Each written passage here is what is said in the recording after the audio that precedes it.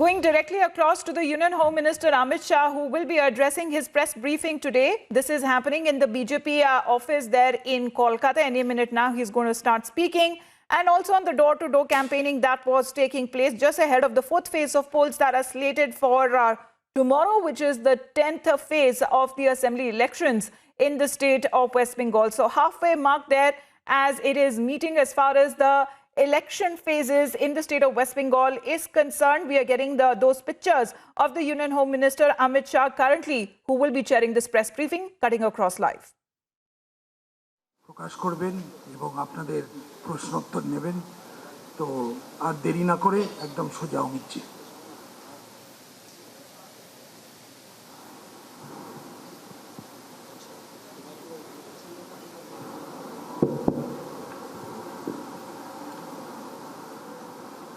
आप सभी का भारतीय जनता पार्टी की प्रेस वार्ता में स्वागत है। मैं थोड़ा शेड्यूल से देरी से आया हूं, इसलिए क्षमा प्रार्थी हूं। सबसे पहले अब शायद 14 अप्रैल के पहले मिलना न हो, इसलिए सबसे पहले आप सभी को बंगाल के नववर्ष की बहुत बहुत शुभकामनाएं देता हूं और बंगाल की जनता को भी आपके माध्यम से बंगाल के नए साल की शुभकामनाएं देता हूं। मित्रों, 3 चरण का चुनाव हो चुका है। हम चौथे चरण में कल चुनाव में मतदाता अपना अपना वोट कास्ट करेंगे। मैंने जैसे पहले बता चुका हूं, तीनों चरण में भारतीय जनता पार्टी को अप्रत्याशित समर्थन बंगाल की जनता का मिला है। हमारे एक आकलन के हिसाब से 63 से 68 सीट, 63 to 68 सीट के बीच में भारतीय जनता पार्टी इस 3 चरण के अंदर जीत रही है। अप्रत्याशित समर्थन बंगाल की जनता का मिला है। हमारे एक आकलन के हिसाब से 63 से 68 सीट, 63 to 68 सीट के बीच में भारतीय जनता पार्टी इस 3 चरण के अंदर जीत रही है। मित्रों, और तृणमूल कांग्रेस का फ्रस्ट्रेशन उनके व्यवहार से, उनके भाषणों से, उनकी बातचीत से स्पष्ट रूप से दिखाई पड़ता है। जिस प्रकार की टिप्पणी ममता दीदी ने सुरक्षा बलों के लिए की है, मुझे आश्चर्य है कि सार्वजनिक जीवन में मेरा बहुत लंबा समय गया है, मैंने ऐसी टिप्पणी कभी नहीं देखी। कोई राज्य की मुख्यमंत्री और राजनीतिक दल की अध्यक्षा अगर ये कहती है कि सीएपीएफ का आप घिराव कर लो, उनको घेर लो, रोक लो, मैंने ऐसा दृश्य मेरे राजनीतिक जीवन में देखा है। ये क्या कहना चाहती है? लोगों को अराजकता की ओर ले जा रही है, चुनाव को शांतिपूर्ण ढंग से समाप्त नहीं होने देना उनका उद्देश्य है, या फिर हर बार की तरह रेगिंग से चुनाव जीतने का उद्देश्य है? मैं इनकी बात को नहीं समझ सकता। और वो बार बार आरोप लगा रही है कि गृह मंत्रालय के इशारे पर सीएपीएफ चुनाव को डिस्टर्ब कर रहा है। दीदी को मैं एक कॉमन सेंस की बात बताना चाहता हूं कि सीएपीएफ जब चुनाव के काम में लगते हैं तब गृह मंत्रालय का कंट्रोल नहीं होता है। पैरामिलिट्री फोर्सेस पर कंट्रोल चुनाव आयोग का होता है। इतनी सादी सीधी बात भी अगर उनको मालूम नहीं है तो मैं मानता हूं कि उनकी बौखलाहट बहुत बड़ी हो गई। हमारे कार्यकर्ताओं पर लगातार हमला होना, हमारे प्रदेश अध्यक्ष दिलीप घोष पर विगत 2-3 दिनों में ही हमला हुआ। कल भवानीपुर में पुलिस स्टेशन के अंदर हमारे कार्यकर्ता बैठे थे, तब उन पर हमला हुआ। और इस हमले के खिलाफ तृणमूल कांग्रेस के एक भी नेता की खंडन की टिप्पणी नहीं है। ये लोग मुंह इशारा कर रहे हैं, मौन इशारा कर रहे हैं कि आप करिए। सार्वजनिक जीवन में इतना तो एक आम बात होती है कि किसी भी हिंसा, किसी भी प्रकार की हिंसा होती है, किसी भी राजनीतिक दल के कार्यकर्ताओं पर हिंसा होती है, सभी लोग इसकी निंदा करते हैं, भर्त्सना करते हैं। मुझे लगता है कि इससे भी तृणमूल कांग्रेस अपना आपा खो बैठी है। जिस प्रकार से इन्होंने माइनॉरिटी वोटर्स को अपील की है कि एकजुट हो जाइए और तृणमूल कांग्रेस के लिए वोट करिए, वो बताता है शायद उनके माइनॉरिटी वोट भी अब धीरे धीरे उनसे खिसक रहे हैं, कहीं और जा रहे हैं, और ये डर भी उनको सता रहा है। वरना इस प्रकार की अपील किसी भी मुख्यमंत्री के मुंह से, किसी भी पार्टी के अध्यक्षा के मुंह से मैं नहीं मानता कि ये उचित है। इस प्रकार के काम करने की बजाय दीदी को चाहिए कि हार के कारणों का एनालिसिस करें। बंगाल की जनता क्यों इनके खिलाफ है, उसका उनको एनालिसिस करना चाहिए। दीदी, बंगाल की जनता आपके खिलाफ है क्योंकि कानून और व्यवस्था की परिस्थिति पूर्णतया चरमरा गई है। बंगाल की जनता आपके इसलिए खिलाफ है कि यहां पर घुसपैठ बेरोक टोक आपने होने दी है। अब तो कलकत्ता में बैठे हुए बंगाली बाबू को भी चिंता है कि 10 साल के बाद कलकत्ता की क्या स्थिति होगी, घुसपैठ अगर इसी तरह से चलती रही। बंगाल की जनता इसलिए आपके खिलाफ है। लाखों करोड़ों जो शरणार्थी आए हैं बांग्लादेश से, उनको नागरिकता देने का कानून मोदी जी लेकर आए।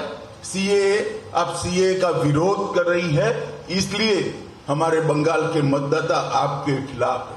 तुष्टीकरण की आपकी जो राजनीति रही, इसके लिए बंगाल की जनता आपके खिलाफ है।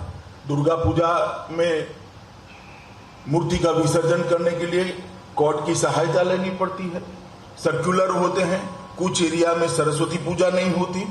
किस प्रकार का शासन आपने बंगाल को दिया है, इसको जरा पीछे मुड़कर देखिए। इंफ्रास्ट्रक्चर का खस्ता हाल, इंडस्ट्रियल डेवलपमेंट में जीरो डेवलपमेंट, बेरोजगारी चरम सीमा पर, महिला सुरक्षा के सारे पैरामीटर्स ऊंधे मोह गिरे हुए हैं। सब प्रकार के महिलाओं के खिलाफ के अपराध में 1 से 5 नंबर के अंदर बंगाल खड़ा है। टोलबाजी, सिंडिकेट और भ्रष्टाचार अपनी सभी सीमाएं लांघ गया है। कोल माफिया और गौ तस्करी करने वालों के साथ तृणमूल के पदाधिकारी और वरिष्ठ से वरिष्ठ नेताओं की साठगांठ पर्दाफाश हो चुका है। अब किस आधार पर बंगाल की जनता से बंगाल का वोट मांगना चाहती हैं? ढेर सारी जन कल्याण की योजनाएं जो मोदी जी ने बंगाल के लिए भेजी, उसको आप नीचे नहीं पहुंचने देती है। चाहे आयुष्मान भारत की योजना हो, चाहे प्रधानमंत्री जी ने किसानों के लिए 6,000 रुपया प्रति साल भेजा है उसकी योजना हो, चाहे ग्रामीण सड़क बनाने की प्रधानमंत्री ग्रामीण सड़क योजना का विस्तार हो, चाहे रेलवे के एक्सपांशन की बात हो, हर चीज में आपने अड़ंगा लगाया है। राजनीतिक दृष्टिकोण से मोदी जी लोकप्रिय न हो जाए इसके भय से बंगाल के विकास को धीरा करने का काम, रोकने का काम आपने कहा है। और इसी का कारण है कि आज बंगाल के सर्वदूर कहीं पर भी जाइए, सुंदरवन में जाइए, जंगल महल में जाइए, दक्षिण बंगाल में जाइए, उत्तर बंगाल में जाइए, चाहे राजवंशियों के जाइए, चाहे गोरखाओं के अंदर जाइए, चाहे नामशूद्र के अंदर जाइए, हर प्रकार के बंगाल के वोटर आज भारतीय जनता पार्टी का समर्थन करते हुए दिखाई पड़ते हैं। और कई विशिष्ट लोग भारतीय जनता पार्टी में जुड़े हैं, इतना नहीं, पहली बार चुनाव लड़ने का साहस भी किया है। मैं साहस शब्द इसलिए प्रयोग करता हूं कि उनकी फितरत में चुनाव लड़ना नहीं था। कभी वो चुनाव लड़ने के अपने जीवन में सोचे भी नहीं होंगे, परंतु बंगाल की स्थिति देखकर उनको भी लगता है कि अब समय आ गया है, उनको भी आगे आने पड़ेगा अगर बंगाल को बचाना है। कई सारे ऐसे लोग हैं, अर्थशास्त्री अशोक लाहिड़ी जी, वैज्ञानिक गोवर्धन दास, लेफ्टिनेंट जनरल सुब्रतो शाह, हमारे वरिष्ठ लेखक और पत्रकार स्वपन दास गुप्ता, इस प्रकार के कई लोग बंगाल के आज भारतीय जनता पार्टी के साथ जुड़े हैं और बंगाल का जो डिटोरिएशन हुआ है वो हर पैरामीटर में दिखाई पड़ता है। प्रति व्यक्ति आय में 22वें स्थान पर भारत में है। सकल राज्य घरेलू उत्पादन की वृद्धि में 31वें स्थान पर है। राजस्व की वृद्धि, रेवेन्यू की इंक्रीज में वो 10वें स्थान के नीचे है। उद्योग क्षेत्र के GSVA में 20वें स्थान पर है और देश में जो कंट्रीब्यूशन बंगाल का GDP में 30% था वो घटता 3.3% पर आ गया। यही बताता है कि बंगाल की स्थिति कितनी खराब है। हमने हमारे घोषणा पत्र के अंदर ढेर सारे संकल्प हम लेकर आए हैं जो बंगाल को सर्वस्पर्शी, सर्वसमावेशी, हर एक कोने को स्पर्शने वाला, हर व्यक्ति का समावेश करने वाला विकास देगा और बंगाल को सोनार बांग्ला बनाएगा।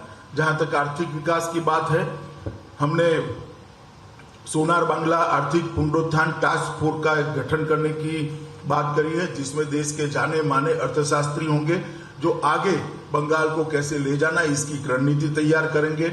इन्वेस्ट बांग्ला की स्थापना कर निवेश तेजी से आए इसके लिए एक सरल पद्धति का हम इजाद करेंगे। ईज ऑफ डूइंग की जो तालिका है उसमें देश में बंगाल तीसरे नंबर पर लाने का हमने संकल्प किया है। 100% गारंटी कवर के साथ MSME को 10 लाख की लोन कोई भी कोलेटरल गारंटी के बगैर देने के लिए हम योजना लेकर आए हैं। गुरुदेव रूरल एडवांसमेंट मिशन के तहत लगभग 2 लाख करोड़ ग्रामीण इंफ्रास्ट्रक्चर में इन्वेस्ट करने का भारतीय जनता पार्टी की सरकार ने तय किया है। उज्जवल बांग्ला मिशन के तहत शहरी क्षेत्रों के इंफ्रास्ट्रक्चर के लिए 5 साल में 30,000 करोड़ रुपया इन्वेस्ट कर हम इसको आगे बढ़ाएंगे। पूरे प्रदेश के अंदर सड़कों का जाल बिछाने के लिए 1 लाख करोड़ के इन्वेस्टमेंट की लक्ष्य हमने तय किया है और हर परिवार में कम से कम एक रोजगार देने का संकल्प हमने यहाँ पर आप लोगों के सामने रखा है। कृषि के लिए भी 10,000 रुपया प्रति साल हर किसान को दिया जाएगा। जो 18,000 रुपया अब तक बाकी है वो केंद्र सरकार की सहायता से सरकार बनने के 1 सप्ताह के अंदर ही हर किसान के बैंक अकाउंट में सीधा ट्रांसफर कर दिया जाएगा। 75 लाख किसानों को 18,000 रुपया 1 सप्ताह के अंदर जो उसका अधिकार है हम देने का काम करेंगे। छोटे और सीमांत किसानों के और भूमिहीन मजदूरों के बच्चों को KG से PG तक की पूरी शिक्षा का भार बंगाल सरकार वहन करेगी। महिलाओं के लिए भी हम ढेर सारी चीजें लेकर आए हैं। महिलाओं के लिए सरकारी नौकरियों में 33% आरक्षण देकर जो अब तक की कमी है इसको पूरी कर बरोबरी पर लाने का हम काम करेंगे। सभी महिलाओं के लिए, बच्चियों के लिए KG से PG तक की शिक्षा हम मुफ्त करेंगे। पब्लिक ट्रांसपोर्ट में महिलाओं का आवागमन हमने फ्री ऑफ कॉस्ट करने का वादा बंगाल की महिलाओं को किया है। उत्तर बंगाल को जितना निग्लेक्ट आज तक किया गया है मैं मानता हूं किसी भी सरकार ने नहीं किया। कुछ मायनों में तो दीदी ने कम्युनिस्टों को भी अच्छा कहला है। उत्तर बंगाल के विकास के लिए दीदी के सरकार ने सबसे ज्यादा अन्याय किया है। ना कोच राजवंशियों की चिंता हुई, ना गोरखाओं की चिंता हुई। चाय और तंबाकू वहां के प्रमुख उत्पाद है, इसके लिए भी कोई उचित रणनीति लेकर नहीं आए और ढेर सारी चीजें ऐसी है जो उत्तर बंगाल को आज परेशान कर रही है। हमने उत्तर बंगाल के विकास के लिए एक उत्तर बंगाल विकास बोर्ड की स्थापना करने का निर्णय किया है। नारायणी बटालियन, जिन्होंने राजवंशियों की एक सेना का नाम था, जिन्होंने मुगलों से उत्तर बंगाल को बचाया था, इसके नाम पर एक CAPF में बटालियन की स्थापना करेंगे। ठाकुर पंचानन बर्मन के नाम पर एक संग्रहालय और एक भव्य स्मारक बनाएंगे 250 करोड़ रुपए के खर्च से। मदन मोहन मंदिर, कमलेश्वरी मंदिर, जलपेश मंदिर, इसको एक पर्यटन का केंद्र बनाकर एक सर्किट बनाने का काम करेंगे। बहादुर वीर चिला रॉय के सम्मान में कूच बिहार में एक पैरामिलिट्री ट्रेनिंग सेंटर की स्थापना करेंगे। उत्तर बंगाल में एक केंद्रीय विश्वविद्यालय सेंट्रल यूनिवर्सिटी बनाई जाएगी। उत्तर बंगाल में एक एम्स बनाया जाएगा और कलकत्ता और सिलीगुड़ी के बीच में नेताजी सुभाष चंद्र बोस 700 किलोमीटर का रोड का निर्माण कर उत्तर बंगाल को कलकत्ता के साथ जोड़ने का हम काम करेंगे। बागडोगरा हवाई अड्डे को अंतर्राष्ट्रीय हवाई अड्डे के रूप में परिवर्तित करेंगे। सिलीगुड़ी में मेट्रो की सेवा शुरू करेंगे। सिलीगुड़ी में एक आईटी पार्क की स्थापना होगी। उत्तर बंगाल में अन्नदाता मेगा फूड पार्क की स्थापना करेंगे। एक चाय पार्क भी निर्माण करेंगे। इसके अंदर विशेष रूप से 100 करोड़ रुपए की लागत से चाय के औषधीय गुणों का रिसर्च करने का काम होगा। हर्बल दवाइयों के निर्माण के लिए भी एक हर्बल फार्मा पार्क की स्थापना करेंगे और गोरखा उपजातियों को अनुसूचित जनजाति की रूप में मान्यता देने के लिए भी हम काम करेंगे। एक भव्य गोरखा स्वतंत्र सेनानी संग्रहालय दार्जिलिंग में बनाएंगे। राजवंशी भाषा को बढ़ावा देने के लिए राजभोगी भाषा को स्कूलों में कक्षा 10 तक के पाठ्यक्रम में स्थापित करेंगे और जितने भी चाय बागान, सिनिकोना गार्डन और फॉरेस्ट विलेज और डीआई के निवासी है उनको पट्टा देकर जमीन के हम मालिक बनाएंगे। हमने कलकत्ता की स्थिति को सुधारने का भी संकल्प किया है। आज तक कलकत्ता पर 10 साल के अंदर जस का तस जैसे कम्युनिस्ट छोड़कर गए थे वैसा ही रखा है।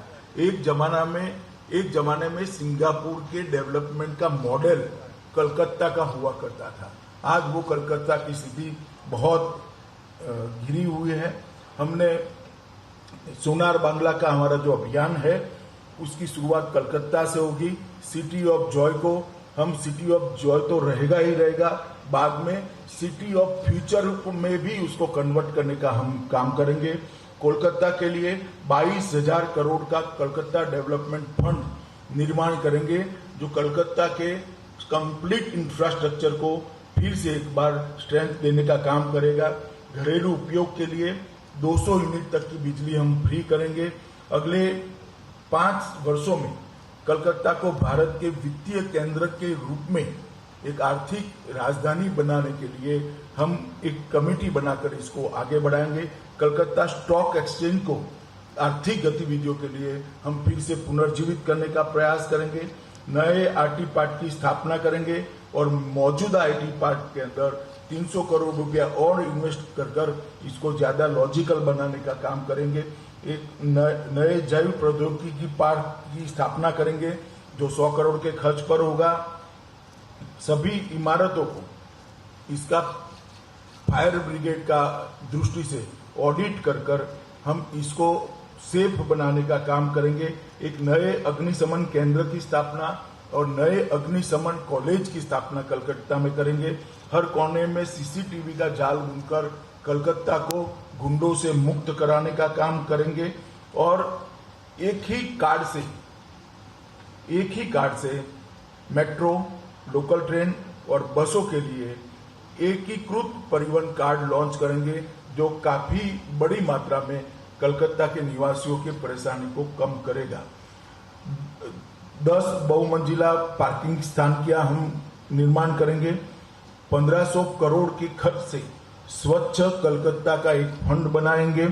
1000 करोड़ की लागत से रानी रासमती नदी विकास परियोजना लाएंगे। हुगली रिवर फ्रंट की आधुनिक बनाकर एक सुंदर व्यवस्था वहां पर करेंगे। कालीघाट में आदि गंगा नदी को पुनर्जीवित कर उसको कचरे डालने से प्रतिबंध लगाकर फिर से एक बार गौरव देने का काम करेंगे। 10 मॉक टावर की स्थापना करेंगे और कलकत्ता को प्रतिष्ठित यूनेस्को हेरिटेज सिटी में शामिल करने के लिए हम पूरा प्रयास करेंगे। बंगाल की संस्कृति के लिए भी बातें तो बहुत करी है, मगर दीदी के शासन में जितना हास बंगाल की संस्कृति का हुआ है शायद ही कभी हुआ होगा। मैं इनकी बातों में जाना नहीं चाहता। हम एक विजन लेकर, एक दृष्टि लेकर आए हैं। नोबेल प्राइज की तर्ज पर, टैगोर प्राइज और ऑस्कार की तर्ज पर सत्यजीत रे अवार्ड कलकत्ता में बंगाल सरकार शुरू कर उसको अंतर्राष्ट्रीय प्रतिष्ठा दिलाने का काम करेगी। 11,000 करोड़ के सोनार बांग्ला फंड से कलकत्ता को देश की सांस्कृतिक राजधानी बनाने का हम काम करेंगे। गुरुदेव सेंटर फॉर कल्चर एक्सीलेंस की स्थापना कर बंगाली संस्कृति को बढ़ावा देने के लिए पूरे देश और विदेश में एक एक्सचेंज का कार्यक्रम शुरू करेंगे। गंगा सागर मेले को अंतर्राष्ट्रीय पहचान देने के लिए 2500 करोड़ का फंड हम रिजर्व कर इसको अंतर्राष्ट्रीय पहचान देंगे। पुरोहित कल्याण बोर्ड की स्थापना कर 3000 रुपया मासिक हर पुरोहित को देने का काम करेंगे। चैतन्य महाप्रभु आध्यात्मिक संस्थान बनकर बंगाल की विरासत को नए सिरे से पुनर्जीवित करने का हम प्रयास करेंगे। नेताजी को सम्मानित करते हुए देश भर में नेताजी और आजाद हिंद फौज की ऐतिहासिक यात्रा का प्रदर्शन करने के लिए 1000 करोड़ का फंड हम बनाएंगे। संयुक्त राष्ट्र संघ में बंगाली भाषा को आधिकारिक भाषाओं में से एक भाषा के रूप में मान्यता देने के लिए हम प्रयास करेंगे। सरकारी दस्तावेजों, आदेशों और पत्र व्यवहार में बांग्ला भाषा को हम अनिवार्य करेंगे। राज्य भर में टेक्निकल एजुकेशन, मेडिकल एजुकेशन और लीगल प्रोफेशन के एजुकेशन को बांग्ला माध्यम में पढ़ाई की हम पूरी व्यवस्था करेंगे, जिससे बांग्ला भाषा में भी बच्चे पढ़ सकें। कोलकाता में एक विश्व स्तरीय सोनार बांग्ला संग्रहालय का हम निर्माण करेंगे। 60 वर्ष से अधिक उम्र के कीर्तनकारों को 3000 की मासिक पेंशन देंगे। एक आर्टिस्ट ट्रीट का आयोजन करेंगे। बंगाली फूड फेस्टिवल का आयोजन देश भर में और दुनिया भर में करेंगे। 3 दिवस का त्योहार बांग्लार आलो का आयोजन करेंगे और सुभाष चंद्र बोस, ईश्वर चंद्र विद्यासागर, बंकिम चंद्र चट्टोपाध्याय, रास बिहारी बोस और महर्षि अरविंदो जैसे बंगाली नायकों के नाम पर एजुकेशन चेयर देश भर की सभी यूनिवर्सिटियों में और कुछ अंतर्राष्ट्रीय यूनिवर्सिटियों में भी बनाना। बांग्ला संग्रहालय का हम निर्माण करेंगे। 60 वर्ष से अधिक उम्र के कीर्तनकारों को 3000 की मासिक पेंशन देंगे। एक आर्टिस्ट ट्रीट का आयोजन करेंगे। बंगाली फूड फेस्टिवल का आयोजन देश भर में और दुनिया भर में करेंगे। 3 दिवस का त्योहार बांग्लार आलो का आयोजन करेंगे और सुभाष चंद्र बोस, ईश्वर चंद्र विद्यासागर, बंकिम चंद्र चट्टोपाध्याय, रास बिहारी बोस और महर्षि अरविंदो जैसे बंगाली नायकों के नाम पर एजुकेशन चेयर देश भर की सभी यूनिवर्सिटियों में और कुछ अंतर्राष्ट्रीय यूनिवर्सिटियों में भी बनाने का काम करेंगे और 1000 करोड़ के कोष के साथ बंगाली कलाकार कल्याण बोर्ड की भी हम स्थापना करेंगे। मित्रों, अंत में मैं इतना ही कहना चाहता हूं कि भारतीय जनता पार्टी इस चुनाव के अंदर सिर्फ ममता दीदी का शासन ठीक नहीं है, वहां से नहीं रुकती। ममता दीदी का शासन ठीक नहीं है, ये तो हम उजागर इसलिए करना चाहते हैं क्योंकि हम चाहते हैं कि बंगाल की जनता तक सच्ची बात पहुंचे। परंतु इसके साथ साथ भारतीय जनता पार्टी की सरकार बनने के बाद कलकत्ता के विकास के लिए, उत्तर बंगाल के विकास के लिए, बंगाल की संस्कृति के लिए और बंगाल के समग्र विकास के लिए हम क्या करेंगे, इसका भी एक रोड मैप लेकर हम बंगाल की जनता के सामने आए हैं। 3 चरण का चुनाव हो गया है। सुरक्षित बंगाल के लिए मैं सभी मतदाताओं को अपील करता हूं कि सुरक्षित बंगाल के लिए आप बाकी के 5 चरणों में भी भारतीय जनता पार्टी के पक्ष में भारी मतदान करिए। विकसित बंगाल के लिए भी भारतीय जनता पार्टी के पक्ष में भारी मतदान करिए और सोनार बांग्ला के निर्माण के लिए भी भारतीय जनता पार्टी के पक्ष में भारी मतदान करिए। घुसपैठियों की समस्या के निराकरण के लिए वो केवल और केवल भारतीय जनता पार्टी कर सकती है, ना कम्युनिस्ट कर सकते हैं, ना कांग्रेस कर सकती है, ना ममता दीदी कर सकती है। यही ममता दीदी है जिन्होंने घुसपैठियों के खिलाफ उनके नाम मतदाता सूची से कटवाने के लिए 3 बार पार्लियामेंट को डिस्टर्ब किया था। आज वही ममता दीदी उनकी संरक्षक बनी है। कैसे कैसे लोग बदलते हैं मैं तो सोच भी नहीं सकता। यही ममता दीदी है जो एक जमाने में कहती थी कि सीएपीएफ को भेजे, यहां पर चुनाव में रेगिंग हो रही है। वही ममता दीदी आज कह रही है कि सीएपीएफ रैगिंग कर रही है। लोगों के विचार कैसे कैसे बदलते हैं जब अपने स्वार्थ और बदलते हैं, अपने स्वार्थ बदलने के साथ लोगों के विचार कैसे बदलते हैं, इसका उत्कृष्ट उदाहरण ममता दीदी है। मैं आज फिर से एक बार इस बात पर बाहर से कहना चाहता हूं कि भारतीय जनता पार्टी की सरकार बनेगी तो सभी शरणार्थियों को सिटीजनशिप अमेंडमेंट एक्ट के तहत भारत की नागरिकता देकर हम उनको सम्मानित भी करेंगे, उनका पुनर्वसन भी करेंगे और हमारे साथ गौरव के साथ अपना जीवन यापन कर सके, इस प्रकार की स्थिति में लाएंगे। अंत में मैं फिर से मोदी जी के नेतृत्व में सोनार बांग्ला के निर्माण के लिए बाकी के 5 चरण में भी यहाँ पर बंगाल की जनता भारतीय जनता पार्टी का उसी तरह से समर्थन करे जिस प्रकार से पहले 3 चरण में करा है। ये विनंती कर मेरी बात को समाप्त करता हूं। वंदे मातरम। तो पर्वे प्रथमे दीपक घोष, एबीपी आनंद। आप एक एक नाम बोलते जाइए भैया। हेलो हेलो, दीपक घोष। मेरा एक ही सवाल है। बाबा दीपक भाई खड़े हो जाइए, आप दिखाई पड़ने चाहिए ना, ऐसे कैसे चले। कैमरा इंस्ट्रक्शन हो जाए सर पीछे से। तो ये कैमरा वाला है।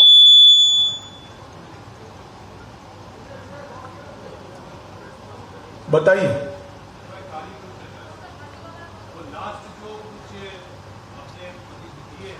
माइक घोषणा की है, जैसे अंतर्राष्ट्रीय स्तर पर सत्यजीत राय, रविंद्रनाथ टैगोर के नाम पे पुरस्कार चालू करेंगे और अंतर्राष्ट्रीय स्तर पर बंगाल की संस्कृति को सामने लाने के लिए हम कोशिश करेंगे। तो इसके साथ विधानसभा चुनाव का तो कोई डायरेक्ट संबंध है नहीं। अब चाहते हैं तो अभी भी कर सकते हैं इस चीज को। आप ये बात समझ ही नहीं रहे। मैं बनने वाली भारतीय जनता पार्टी की बंगाल सरकार ये प्रयास करेगी, ये कह रहा हूं, जो दीदी ने नहीं किया है। धन्यवाद।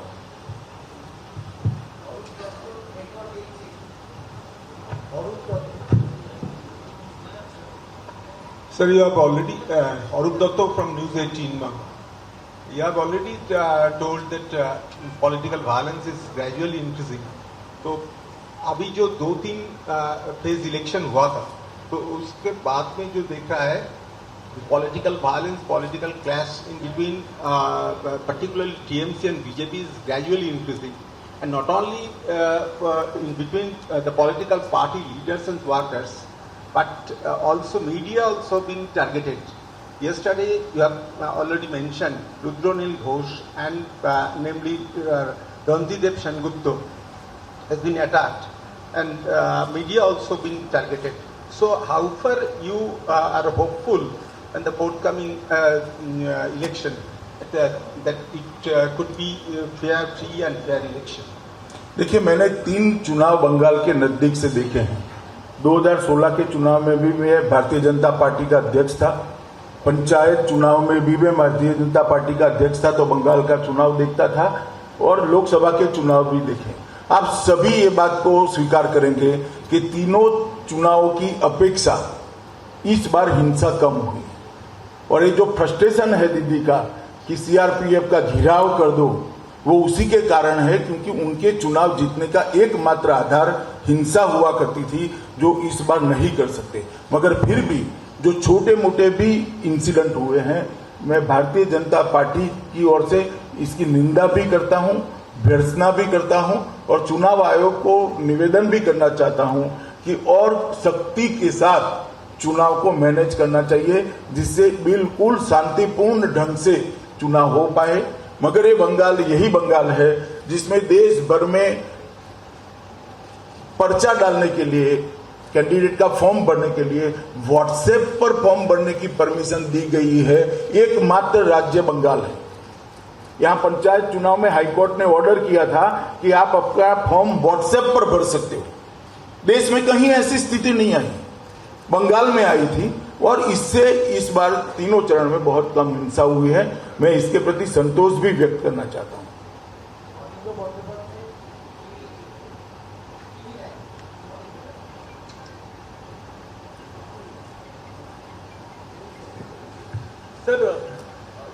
एक यहाँ पे जैसे पुरोहित के भाता है, वैसे ही यहाँ पे कुछ इमामों को भी भाता है। थोड़ा माइक, आपका माइक बंद कर दो, आपका माइक ऊपर करो। वैसे इमामों को भी भाता है, तो बहुत इसके क्रिटिसिज्म था भारतीय जनता पार्टी की तरफ से कि ये इमामों को भाता बंद होनी चाहिए। क्या आपके सरकार आएगी तो इमाम भाता बंद होगा? क्या कहते हैं? इमाम के लिए स्टाइपेंड्स जो है, देखिए, मैंने मेरा पॉजिटिव एजेंडा आपके सामने रखा है, मगर भारतीय जनता पार्टी किसी भी के साथ पक्षपात करने की मत की नहीं है, किसी एक धर्म विशेष के साथ करने की मत की नहीं है। जो करना है वो सबके लिए करना चाहिए, और नई सरकार बनेगी वो ही इसके बारे में निर्णय करेगी।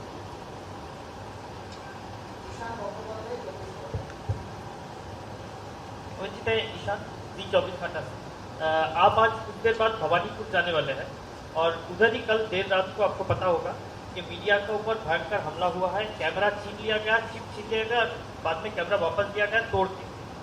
पुलिस अभी तक किसी के खिलाफ कोई एक्शन नहीं लिया। टीवी पर आइडेंटिफाई किया गया है कौन लोग हमला किए, इसके बारे में आप कुछ बोलेंगे? मैं जरूर मानता हूं कि चुनाव आयोग ने मीडिया पर के हमले को बहुत गंभीरता से लेने चाहिए, तुरंत एक्शन लेना चाहिए।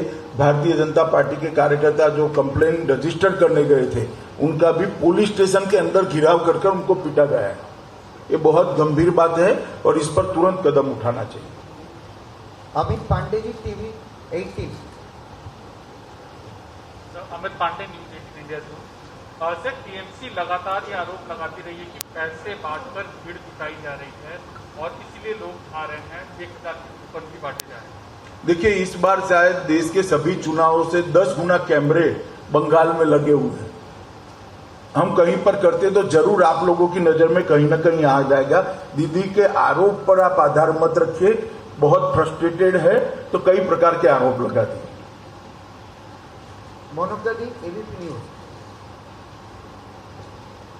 अमित जी, मेरा सवाल है कि ममता बनर्जी ने बार बार आरोप लगाए हैं कि ये कहा है कि सारे मुसलमान एक साथ एक जगह वोट दें, सारे मुस्लिम सारे वोट एक जगह एक छत पर वोट पड़े।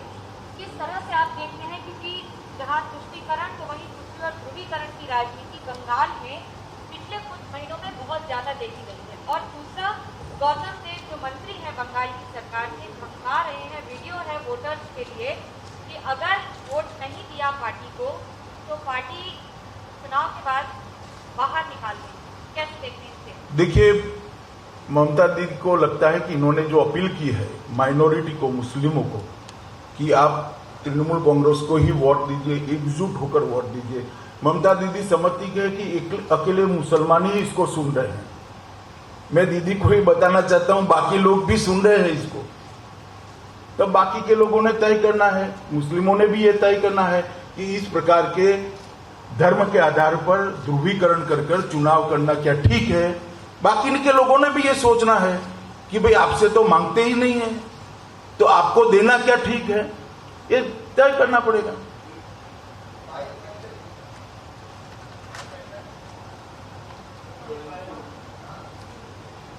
अमित भाई, जिस तरह के व्यक्तिगत टिप्पणी हो रही है नेताओं के एक दूसरे के ऊपर, उसके ऊपर क्या कहना चाहेंगे, चाहे वो प्रधानमंत्री हो चाहे आप हो? आज ही टीएमसी के नेता ने कहा है कि बीजेपी का हर एक नेता इंक्लूडिंग आप एक जुमलेबाज है। चलिए, ऐसी टिप्पणियां चुनाव में चलती रहती है, आप भी सीरियसली मत लो, मैं भी नहीं लेता।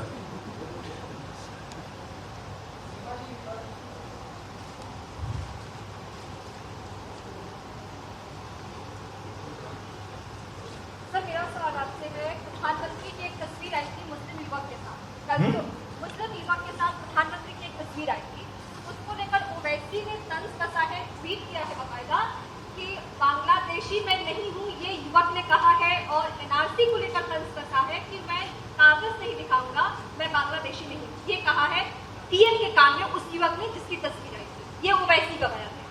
चलिए, ओवैसी जी की बहुत सारी टिप्पणियों पर मैं तो टिप्पणी नहीं करता, मैं उनको इतना ही कहता हूं, वो भी किसी हिंदू के साथ तस्वीर खींचा ले जरा, बैठिए।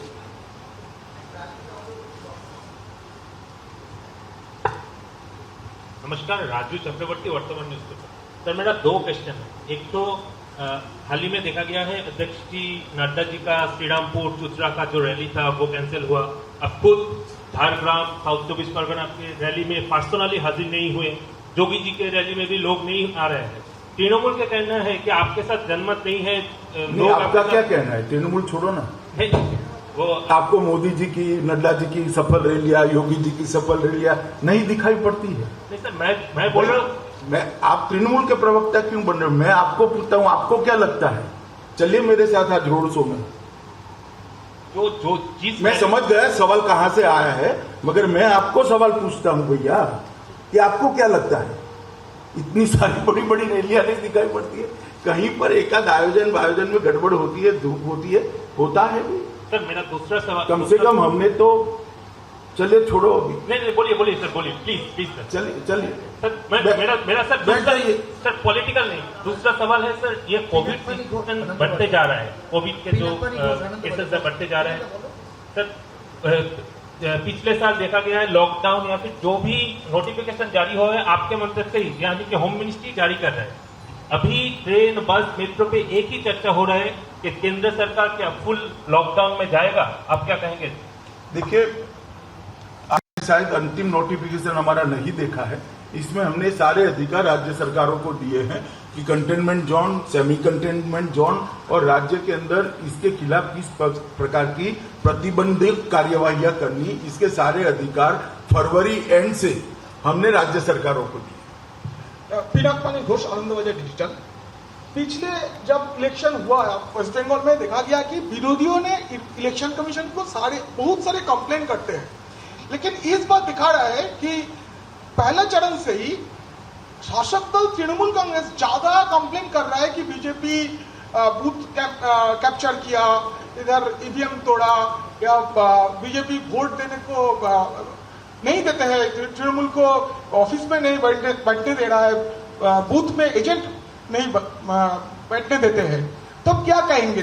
बीजेपी या क्या शासक दल बन गया? इनके राजनीतिक सलाहकार ने 2 मई की प्रेस कॉन्फ्रेंस की पृष्ठभूमि अभी से बनाने की एडवाइस की है कि 2 मई को हार जाए तो क्या कहना। तो ये सारी चीजें रिपीट में अभी से पहले से ही बोलकर रखो तो 2 मई को काम में आए, इससे ज्यादा कुछ नहीं। Abhishek the TV 9। अभिषेक,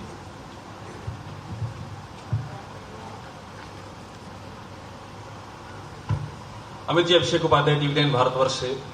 पिछले 48 घंटे में इलेक्शन कमीशन ने 2 नोटिस दिए हैं। एक नोटिस दिया है ममता बनर्जी को मुसलमानों को एकजुट करने के बयान पर, जो सवाल अभी आपसे पूछा गया है।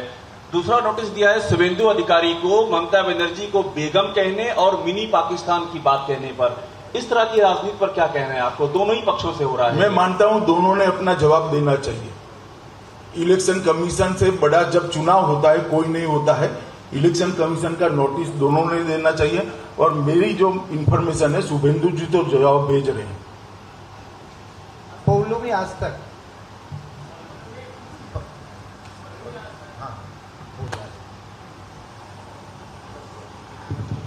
सर, मेरा सवाल ये है कि आपने कहा था कि जब मैनिफेस्टो रिलीज कर रहे थे कि सीएए जो पहली कैबिनेट मीटिंग में इम्प्लीमेंट हो जाएगा, पर आपने ये भी कहा था कि draft of rules will be done after the vaccination process. So I need clarity on that. Clarification इतना ही है कि यहाँ की सरकार ने सीए के विरोध में एक स्टैंड लिया है, एक रिजोल्यूशन करा है। हम वो रिजोल्यूशन को डू अनडू कर देंगे। बाकी का काम भारत सरकार ने कब करना है, क्योंकि ये सेंट्रल एक्ट है। प्रज्ञा जी,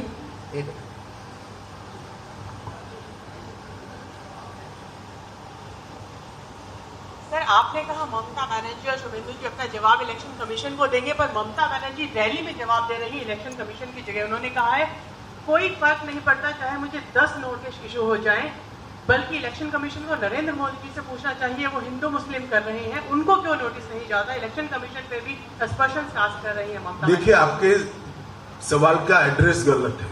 आधा सवाल इलेक्शन कमीशन को पूछना है, आधा ममता जी को पूछना है। 2 में से 1 सवाल मुझे नहीं है। वसुधा जी, इकोनॉमिक टाइम्स है। अमित भाई, इसके बाद मुर्शिदाबाद और कलकत्ता के चुनाव आएंगे, जिसमें आपके ऑर्गेनाइजेशनली आप लोग इतने स्ट्रांग नहीं है, तो इन दोनों जगहों में आप गलत फहमी में हैं। स्ट्रांग ही है हमारा ऑर्गेनाइजेशन। मुर्शिदाबाद और नहीं, आपकी गलतफहमी मैं पहले क्लियर कर देता हूं। दोनों जगह हमारा ऑर्गेनाइजेशन अच्छा है और हम अच्छे से चुनाव लड़ेंगे। आप पूछिए। नहीं सर, मुर्शिदाबाद और कैलकाटा जोन, ये जो कैलकाटा सिटी है और मुर्शिदाबाद है, ये दोनों ऐसे डिस्ट्रिक्ट्स हैं जहाँ पे आप लोगों के इतने बड़े गेम्स हुए नहीं थे 2019 में, और अच्छे नंबर ऑफ सीट्स हैं वहाँ पे। तो ये दोनों डिस्ट्रिक्ट्स में आपका क्या स्ट्रैटेजी? 2019 के बाद गंगा में बहुत पानी बह चुका है और बंगाल की जनता का मूड भी बहुत परिवर्तित हुआ है। 2019 में सबके मन में शंका थी कि भारतीय जनता पार्टी जीत पाएगी या नहीं जीत पाएगी। जब 18 सीट जीते तब ये शंका निर्मूल हो जो गई है।